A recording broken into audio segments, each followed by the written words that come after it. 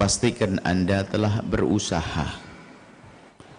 Jadi yang wajib bagi Anda berusaha, sehingga seorang suami asalkan dia sudah berusaha semaksimal mungkin sesuai dengan kemampuan akal dan tenaganya, kok ternyata nggak dapat duit, tidak dosa istrinya kelaparan.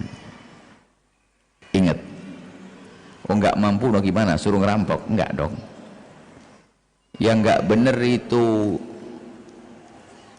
orang ongkang-ongkang istrinya suruh kerja, dianya iktikaf di masjid, kurang ajar dia itu. Dianya ikut pengajian ustadz misalnya nih, kadang-kadang ustadz tuh bikin alasan oleh pemalas, istrinya ngadu ya, suami saya ikut ustadz terus ke sana kemari tapi nggak pernah ngasih nafkah, keblinger, pergi ke sawah sana, jangan ikut ustadz. Ini ada orang nggak mau cari nafkah, gayanya ikut pengajian, puter sana puter sini, masya Allah. Dia sebenarnya pemalas saja, dolim dia, haram, dosa. Hati-hati. Tapi kalau Anda sebagai seorang suami sudah berusaha semaksimal mungkin, ya kok nggak dapat, nggak dosa, karena Anda sudah maksimal. Nanti peran istri membantu setelah itu. Sebab ada pengaduan begitu, ada istri suami ongkang-ongkang, istrinya tuh pergi pasar itu marah-marah tok, suami tidak pernah kerja, minta duitnya marah-marah, istri dia suruh kerja di pasar. Innalillah. Wow, rajin ngaji apaan? Ngaji gombal itu. Hati-hati, nggak boleh begitu, jangan hawa nafsu, nggak boleh. Kalau ada di sini tobat pak, tobat, karena ini pengaduan bukan 1-2 perempuan, cuman ada juga pak, Bu, perempuan seorang suami itu ngadu, Bu ya, istri saya itu dikasih berapa saja tetap nggak cukup, dandang jebol itu, jadi dikasih apa tetap tidak cukup, bahkan kadang belum apa-apa sudah ada tagihan kredit. Waduh, ada memang model perempuan begitu, nggak pernah mikir kemaslahatan suaminya, belum apa-apa sudah beli ini, boros. Ini nggak bisa mendukung suaminya untuk berjaya.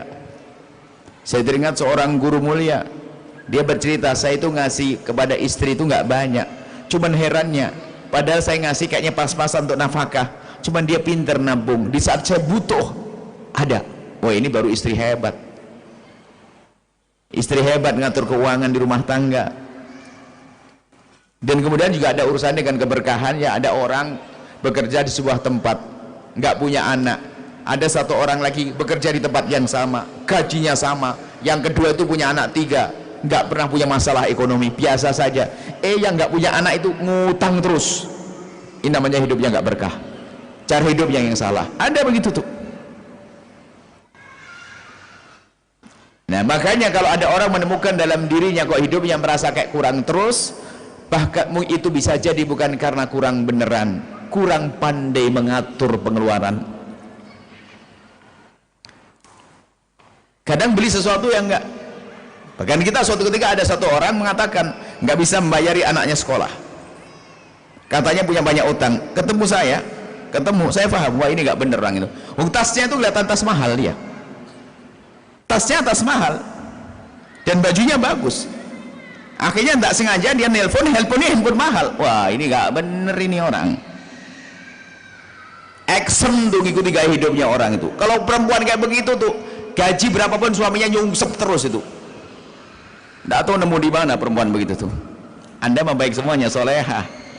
Kayak tadi bapak-bapak yang gayanya ngaji terus, nggak pernah nafkah, nggak tahu itu nemu di mana juga, itu sama. Saya tidak seneng dengan model begitu tuh. Lagi-lagi tidak tanggung jawab itu ya. Kalau Anda lemah, nggak bisa bekerja karena sakit, atau sudah berusaha, itu peran istri penting banget. Ada pada zaman Nabi, saya perlu kasih contoh ini, kalau ngasih jawaban itu supaya saya nggak ngerti kejadiannya kayak apa sesungguhnya. Pada zaman Nabi ada seorang perempuan ngadu kalau bapak suaminya tuh fakir, nggak punya duit, dia selalu dia nombokin terus. Nabi orang adil, bijak, seorang Nabi ngasih jawaban, ibu, kalau suami ibu nggak ngasih nafkah, ibu boleh minta cerai, haknya itu. Tapi sudah punya anak, bagaimana cerai, kan berat. Ada pilihan lagi ya Rasulullah? Oh ada, kamu yang mencukupi kayak kemarin itu, karena kamu punya duit, kamu yang cukupi, kamu dapat 2 pahala double. Kata perempuan itu karena dia cerdas, ya Rasulullah, yang kedua saja, biar aku yang ngasih nafkah untuk suamiku, tapi aku keren, pahalaku gede, gitu loh. Itu perempuan yang baik. Jangan ribet tok, ngamuk tok setiap hari. Alhamdulillah, Anda masih punya duit, biarpun suami tidak punya duit. Sampai ada kisah itu, setelah ada hadis ini, setelah di generasi keberapa tuh perempuan-perempuan yang membaca hadis ini, yang dari perempuan yang pinter-pinter itu, setelah baca hadis ini ngomong begini, ya Allah, jadikan suamiku melarat, biar yang kaya saya saja ya Allah. Yang penting cukup rumah tangganya ya, biar suaminya melarat. Amin Bu, mau gitu Bu? Ibu yang banyak duit, suaminya melarat, yang penting cukup. Nikola kerana bisa, mau gitu kan? Bingung dia, takut kedengaran sama suaminya. Ini guyonannya seorang ustazah itu begitu, biar suaminya ngaji toh, biar saya. Artinya apa Ibu? Kalau suami tidak mampu jangan dipaksa, akan tapi yuk ditolong. Makanya kayak pertanyaan tersebut saya nggak ngerti, Anda ngasih berapa sih kok nggak cukup? Ini pertanyaan kadang-kadang masih global begitu, enggak. Kadang bisa saja dicukup-cukupkan cara hidup yang benar. Cara hidup mungkin belanjanya harus belanja yang banyak, sekalian biar lebih murah. Cara masaknya seperti apa ya, seperti itu ya. Jadi yang pertama adalah usaha yang serius. Kalaupun sudah usaha ternyata nggak dapat, Anda tidak dosa. Kemudian yang kedua, mengatur cara pengeluaran. Harus Anda bisa masak. Kalau nggak bisa beli panci 2, panci 1, masak aja gimana, nggak usah pakai gorengan, pakai nasi liwet. Saya ajari. Nasi liwet itu bikin ngiler juga loh ya, kalau Anda tahu caranya. Nasi liwet udah enak itu, sehat. Nasi liwet kalau sudah mulai masak begitu, Anda potong-potong sayur kacang, cipir, parutan kelapa, kasih bumbu sedikit, telur asin, ikan asin di atasnya. Nggak usah digoreng kan asinnya, nanti asinnya ngeresep, ini tumpangin di atasnya, terus biarin nanti apinya dikecilin, Anda nyapu-nyapu, nanti habis itu tublek makan berdua sama suami. Waduh, ngiler tuh enak, nggak pakai mahal-mahal. Hidup kok susah banget itu. Kayak yang bikin susah hidup itu sebetulnya bukan karena nggak ada duit, action, ngikuti gaya hidupnya orang. Allah ya, ini makanya pertanyaan begitu kadang-kadang kita nggak tahu apakah betul dia nggak punya duit atau memang cara hidupnya yang salah. Makanya yang punya bener, yang kita beneri, pertama usaha yang bener, yang kedua cara hidup yang bener. Di antaranya adalah jangan gampang ngutangan. Ngutang beneran atau ngutang belanja. Oh, ngutang belanja itu paling nyiksa. Saya pernah hidup ngutang belanja dulu waktu masih sekolah. Saya ceritai ini. Kalau Anda nyesek karena ngutang belanja, waktu saya sekolah dulu ngutang belanja. Jadi antara kampus dengan tempat tinggal kita ini, warungnya lesannya lembut. Yahya, ini toko ente ambil kapan saja boleh. Tapi kan nyatet. Ambil aja, akhir bulan nyungsep, tak pikir ini kok bodoh banget saya ini. Baru setelah saya setengah gila 2 tahun baru sadar salah cara belanja saya. Tak tuker, tak kasih duit, kalau kurang tanggungan ente lo ya, awas lo ya. Jadi maksudnya jangan biasa gaya ngutang, gaya kredit, ini nyungsep, bahaya ya.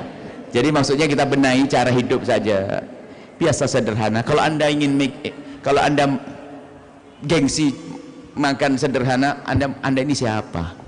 Umat Nabi Muhammad. Ayo makan nasi bungkus dengan saya bareng-bareng. Saya doyanya rujak ulek kok. Saya makan di resto yang mahal tuh bingung makannya juga. Udah nasi jamblang, kalau di sini apa sih? Nasi lodeh sudah. Nasi bobor juga enak sudah. Nggak usah macam-macam. Ikan asin tuh waktu saya di Yaman tuh mahal banget ikan asin. Kangen sama ikan asin. Di sini buang-buang. Sudahlah, jangan aneh-aneh deh, biasa saja. Hidup yang gampang, yang repot adalah hidup action. Koyo hidup, koyo harus begini, atau begini, menu begini, tersiksa, nyungsep, banyak utang tuh, lihat banyak kredit dia tuh, sampai haji ngutang, umrah ngutang, dijidat ngutang. Jangan begitu ya, hidup yang sederhana, enak.